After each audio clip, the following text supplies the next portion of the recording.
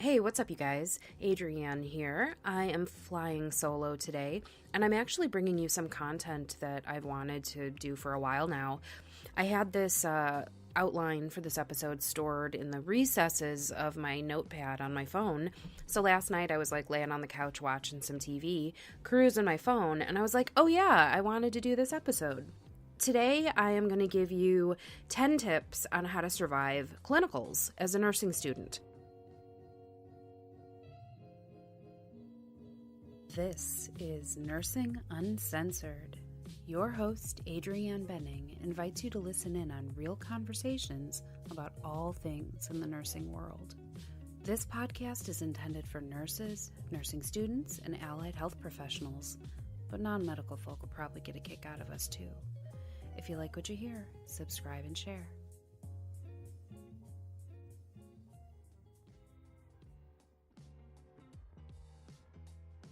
These are my top 10 tips for nursing students heading off to clinicals. I feel very strongly about these, but they're in no particular order, so we're just going to breeze right through these. Number 1, eat. For the love of God, learn to eat. It may be hours after you arrive before you get to eat something. And I know from my experience, it's hard to focus when you're hungry. It's hard to think straight when you haven't fed your brain. So don't eat garbage. Even if it's hard for you to eat breakfast in the morning, find ways to get some nutrition. Because even if you have a power bar or something stuffed in your pocket, you have no idea whether or not you're going to be so busy that you're not going to have an opportunity to stop and eat a power bar. It's a little different when you're a student than when you're a nurse. As a student, you're a little bit more accountable to someone else's timeline. You're not really doing your own time management or running on your own. So it could be harder to get those breaks in. I know that with my clinical group, for the most part, we would have 8 people at a particular clinical site on a given shift. And it's you got to take turns taking breaks. So yeah, you may be the one to get lunch at 11 a.m., but you might not get to eat till 1. And when you're starting at 7 or 8 in the morning, that can make the day really, really suck. Just remember, high stress stuff is hard when your brain is hungry. So eat. And, also I was one of those people that I had clinicals out in the middle of nowhere, Iowa. And so I didn't have a Chipotle down the street to run to on my break. So yeah, I had to really make sure that I was prepared in that respect. Number 2, again, in no particular order, take every opportunity, even the shitty tasks. We all have days where we just want to fly low, and that's okay. Don't really bring much attention to yourself. Just make it through the day. I get it. But most of the time, you should be eager to jump in. If they say, hey, Susie, do you want to do this? Your answer is invariably yes. Even stuff that you've done a million times, because I was a nursing assistant for 10 or 11 years before I became a nurse. So I knew how to change a bed, get somebody on a bedpan, all of those things. But the difference is that as a nurse, you're learning how to prioritize things differently. You're learning how to amass skills in a different way. And when you're doing these things, you're also assessing your patients. So you may have done 8 trillion bed baths as a patient care tech. But now that you're learning how to do that as a nurse, you need to jump in and do those things. And even things that you have mastered, this is just one more way to get that much faster, better. And if you're really fast and you feel like you've got something mastered, add a twist to it. Okay, now do it fast and gentle. One thing that people comment about me is that I'm incredibly gentle, but I'm not super slow and laggy. So you can always get better at something. So the other thing that I want to say about this is that as a student, you might have chances to go to areas of the hospital that you're not going to get to go as a nurse. As a nurse, you're responsible to your patients on the unit, and so you don't get to go hang out in interventional radiology or the cath lab or in the OR. And, there are a lot of things to be learned from going to these places. We see our patients post-op a lot, but knowing really what happens while they're in there is really important to being able to take care of them properly. Also, there is no better time to do scary and weird things than when you have the support of all of the people around you, your instructor, a preceptor if you have one, other healthcare professionals that know you're a student. If I know I have a student in the room, I'm going to maybe be extra about explaining things or like doing things a little bit more visibly so that the student can see what I'm doing. I think it's important that when you're in clinicals, you just jump in and do every single thing you can. I feel really strongly about that. Can you tell? Number 3. Now this one, I'm going to have some disclaimers and like caveats on, but if you're doing well, help your peers. Now, don't be a know-it-all. I always want to help, but I'm always afraid that I sound like a know-it-all when, as a peer, I'm stepping in to help someone. So don't be rude and don't insert yourself if it's not appropriate. But if someone asks for help or is struggling, offer to help them and do it kindly. Teachers like to see motivated students helping their peers. And also, the bottom line is when you're teaching someone else how to do something, you're reinforcing it to yourself. So one of the things I really loved is even though I wasn't like a completely straight A student for nursing school, I mean, who is? But you know, I would like learn a particular thing and then I would try to explain it to another student, because if I could explain it, then I've kind of committed that. I've internalized that information because I'm not just like regurgitating things that I read in a chart. I'm actually like teaching it to someone. So if you're doing well, be a helper. Number 4. Oh my God, this one is so hard. This one is hard, guys. So I'm going to also say, try to do most of these things more days than not. I had a fair share of days where I did not follow any of these rules, but they weren't very good days, so I'm not going to encourage that. Number 4, don't partake in negativity. What? What did I say? Don't partake in negativity.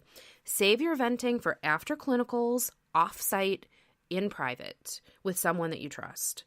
Walls have ears, you never know who's coming around the corner, and most units are set up that there's like lots of doors and hallways and closets and pods and nooks, so you don't want to be the person that's like caught talking shit about a nurse and then you realize that that nurse is like standing behind you. Don't do it.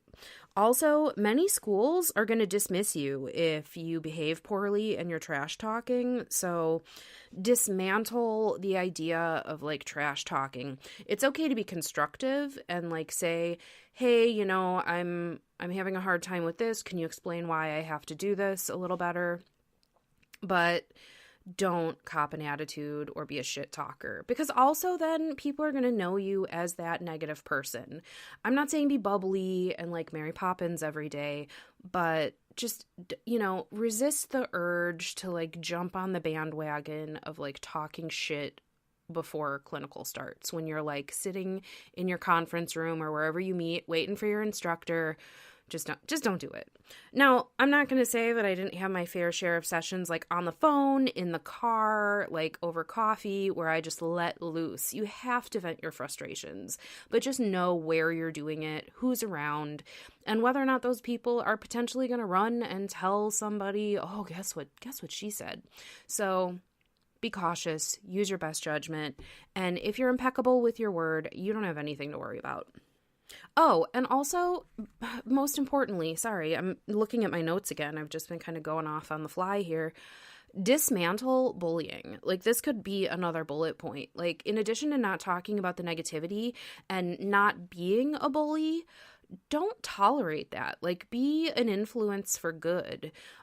So if somebody's like, oh my God, did you see Becky the other day? Like, oh my God, I watched her put that Foley in. You know, I've heard people do shitty things like, oh, the betadine was on the floor and I didn't tell her because I wanted to see if she would figure it out. Like, don't sabotage your fellow students. Like, that's not the kind of nurse that I want to work with. So if you're doing that as a student, you're developing bad behaviors out of the gate. Don't bully. But also, if you see someone else doing it, be like, yo, that's not cool. I mean, I really feel the golden rule needs to apply. We're adults now. We're working on a profession. This is not like high school shop class. So if you hear somebody saying shit about somebody else, just be like, that's not good. Don't do that. We're all at a different point in our learning process. Like, how about you help her? If you don't like how she's doing something, how about you give her some constructive criticism? How do you do it? You know, like, make sure that people recognize, because sometimes people talk shit and they don't realize that they're being a bully. At least I hope that they don't, because if it was conscious, that would be even worse. But just call people out on it. And if they're your friends, especially call them out on it. Like, if you're tight with them and they're talking shit, stop it. Don't let people bully. Okay, sorry. I get worked up. All right. Number 5, I wrote, be able to talk about it with an exclamation point. So heading into your shift, be sure you know something about your patients, okay? Pathology, meds, course of care, something, okay? Keep note cards in your pocket to help out, but of course, be careful with protected health information. Like, don't carry around stuff with personal info on it, because the risk of losing it or taking it home is not one that you want to take. This has a few different benefits. One, you're going to feel less nervous because you will understand what's happening with that patient. But also, you're also going to impress your instructor. There was one semester that we had an instructor that was like really intense and would like grill us on meds, and people got really nervous. And when she started asking questions, they would like tense up and like would panic, and then would invariably be like, oh, I felt so stupid, I couldn't think of anything. So I always went in, because I always had one patient, you know, in my first few semesters, and I always went in being able to at least say something about each med. And so instead of having the teacher grill me with questions that I may or may not be able to answer, I offered up. She said, okay, now tell me about this patient. And so I already knew kind of what I was going to say, or at least what I wanted to talk about, and then I would say those things.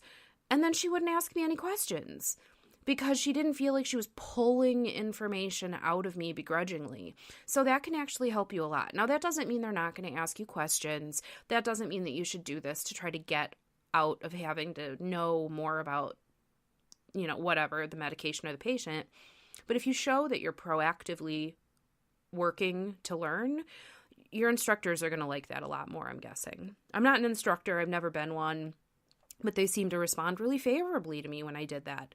And so other people started following suit. And instead of just being like, I think that's a beta blocker, they would come in and they would be like, it's a beta blocker. I have to make sure that I don't give it unless, you know, their heart rate is this and their blood pressure is that. Like, so by saying those things right out of the gate, you're already going to sound more knowledgeable. And also your patient is going to like that as well. If your patient says, hey, what's that medication for? You don't have to fumble and look around. Now, as a side note, you don't have to know everything. You don't have to memorize everything. It's still okay to look things up, but it's really nice to be able to like kind of talk a little bit about it. So have something kind of ready to go. You're never going to be caught off guard, and it's just going to make you better prepared to move on to the next thing.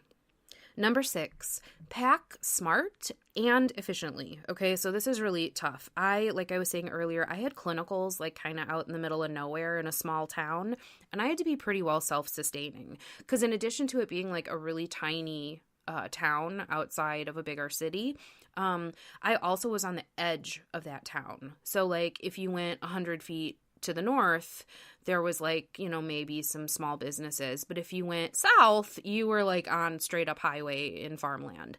So not a lot of choices. So I had to be not just like food, because we've already talked about that a little bit, but like I needed to make sure, ladies, have menstrual products, have some ibuprofen, I didn't drive myself. So if I had been driving myself, I would have had like extra scrubs and extra shoes in my car, because y'all know sometimes you get stuff on your clothes and you don't want to have to be wearing pissy scrubs all day. Nobody wants that. I don't even have to explain that. That just is how it is. But know what you're going to need. And, you know, if you're in a place where, like, you're in a big city and you have 50 places to eat within 5 minutes walk, maybe this isn't so necessary for you. But it still matters to, like, I know every nurse has, like, at least some stuff in their bag, like headache medication or a nail file in case you break a nail. Just know what you need and have it with you. Know what's important. I have like my little urban survival kit, and it's funny because people laugh at my backpack because it's so big, but like in that backpack, I can fit like my coat, my lunch bag, like everything. So when I take the lunch bag out, the backpack is like half empty, but everything else in it I use on the regular, and like I'll have to do another what's in my bag video because it changes all the time from season to season and year to year. So, all right, let's keep moving. Number 7. This one is one I've told people over and over again. I didn't figure this out until I was like halfway through nursing school. I wish I would have started it from day one. But here's what I do.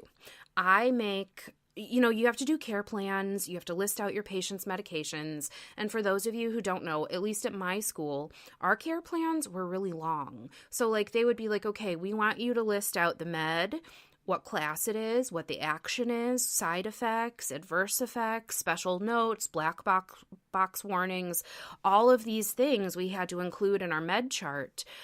Some of these patients have like 30 or 20 or 30 meds they're taking. So when you start listing all of this information in a chart for 30 meds, it gets to be a lot of damn work. And if you've ever looked in like a med or a drug book, it's tiny print. It's like looking at a dictionary. It's really tedious. It kind of sucks. So what I've done is I have made a master spreadsheet in like my Google Docs. And so every time I'm working on a care plan, anytime I come across like a med that I haven't done before, I will copy and paste all of I'll look it up in the drug book or whatever resource I have to use. And then I'll take all of that information, I'll put it on my care plan, but then I'll copy and paste it into a bigger master spreadsheet, and I keep them in alphabetical order. You just insert a row where you need to, slap that information in there. And then what you can do is when you're doing your next care plan and the person has the same meds you've already covered, Tylenol, metoprolol, nystatin, rinse, these things that you see over and over again.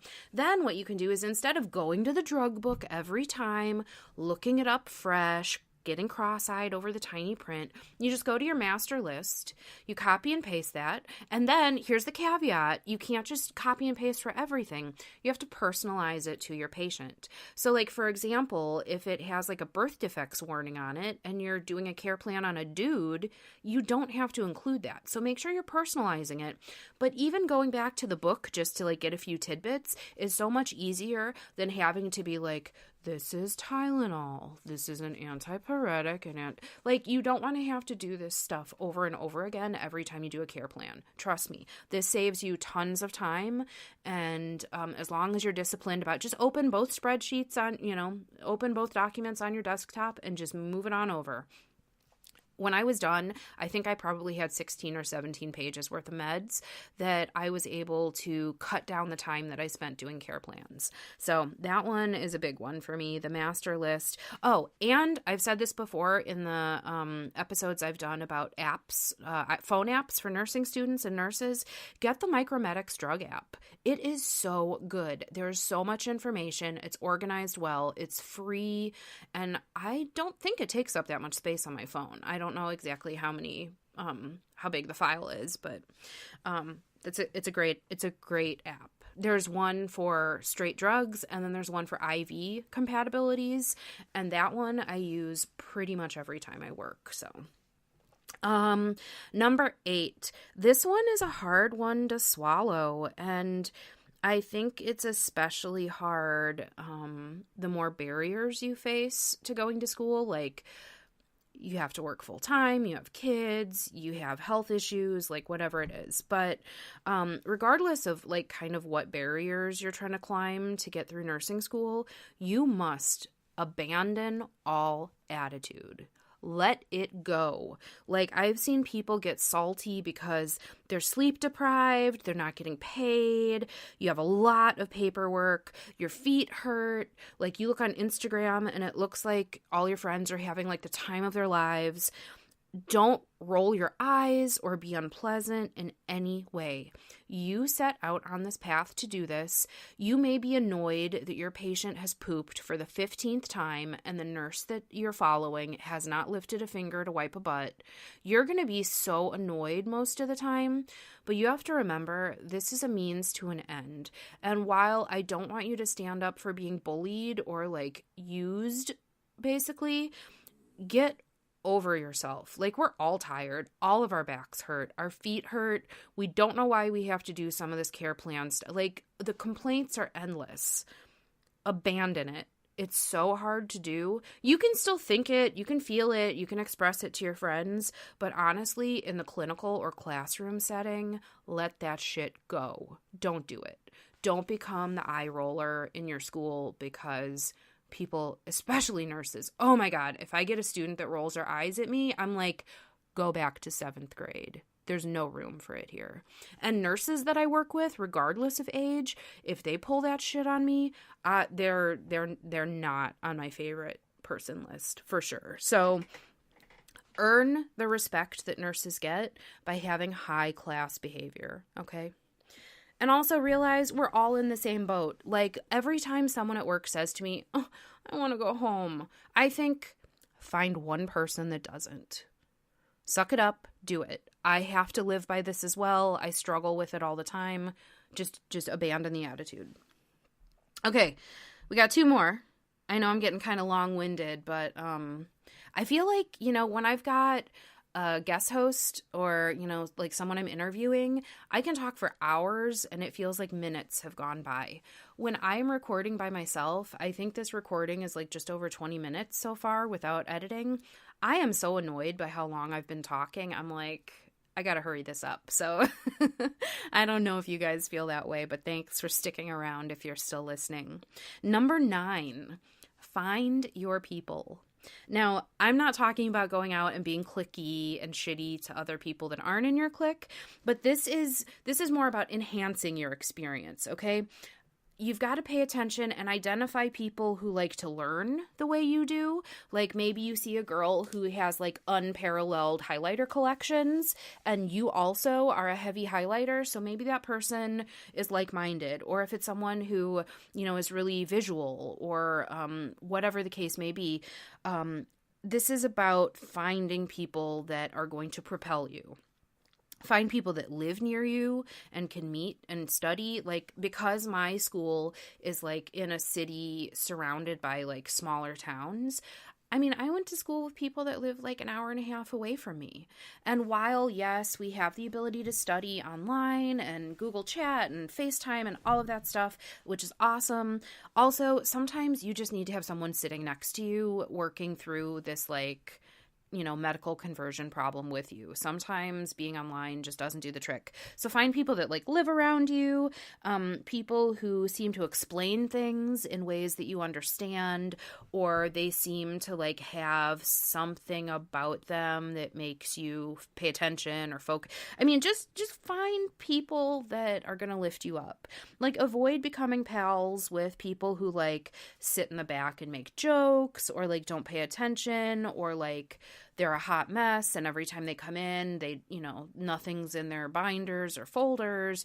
Like, I'm not saying exclude these people, help them where you can, but really you don't want to be around people that are going to be dragging you down. So find your people. Like, I was a non-traditional student. I was in my 30s when I went through nursing school. And since I was doing like the evening and weekend program, a lot of us were alternative, like non-traditional students. And by non-traditional, all I mean is we're not 22. Like, we're not working on our first degree. Like, we've been in the workforce. I seem to gravitate towards all of the women that were like older than me. And so there's nothing, and I'm not saying that I couldn't get along with a younger nurse, but it's just easier to study with someone who maybe has a similar mindset or, maybe they've got the same amount of stuff at stake as you do. I have seen people that are really kind of flippant with school and they don't do well and then they're gone. you don't want those people to be your study buddies. So unless you're doing well and you're trying to help lift somebody up with you, I would not spend much time bailing water on a sinking ship. So if you are that person and you're struggling, I'm not encouraging that like your class like abandon you. Ask for help. This goes for you too. Like as you strive to be better, find those people that encourage that behavior in you. I know that if I was going to show up to a study group and I knew everyone there would have immaculate notes, I was less likely to show up with no notes. I would show up with notes, maybe not as perfect as theirs, but I knew that there was a standard that I had to hit and it kept me moving forward. So find your people. And number 10, this one, I want to be careful about how I say it because, again, I don't want to like shame people who can't fit a certain standard, but let me just throw it out there. Number 10, look the part. Okay, so this doesn't mean you have to go out and buy like $100 set of scrubs. You might not have the fanciest shoes, like that's okay. But you can totally show up clean, groomed, well put together, okay? Clean your nails. I'm sorry, ladies. I know that this is probably like a millennial versus whatever I am, Zennial, Gen Xer, but ditch the shitty top knot. Like, wash your hair. Don't come to clinical looking like you were out at the bars and then got up, wiped your mascara off your face, and put your hair in a shitty knot with like a psst of dry shampoo. Have pride in the way you look. I know we're tired. I know sometimes you have days where it's just not happening. I get it. But guys, shave your face. Ladies, don't. Like, I had one of my nursing school friends, and I don't know if she listens to this or not, but I screenshotted the text message, and I found it as I was digging through some old nursing school photos. But she sent me a text message that said, "Fuck, I just got off work, went home to get my scrubs. They're laying underneath the towel that my son used to dry off the dog after his bath. I have no other scrubs. I have to be there in like 30 minutes." It was both the most horrifying thing and the most hilarious thing because we get busy and it's not funny. I'm not making fun of her, but I was laughing my ass off that day because I was like, dude, you smell like a wet dog. Like, not okay. I'm surprised they didn't send her home. So if she's listening, she knows who she is. I'm not talking shit about her, but like, I just remember that day. And it's like, we have those days where you're like, fuck, I put on the scrubs I wore yesterday and there's like iodine all over. Everybody's gonna know. Just try to have your shit together, okay? Generally, just look like you didn't roll out of bed and like barely make it. Now, if you did just roll out of bed and barely made it, whole separate episode, but we're going to talk about how to get your routine on point. Now, this is plenty. It's only 10 points, but we've covered a lot of ground here, and I know the rest you'll figure out as you go.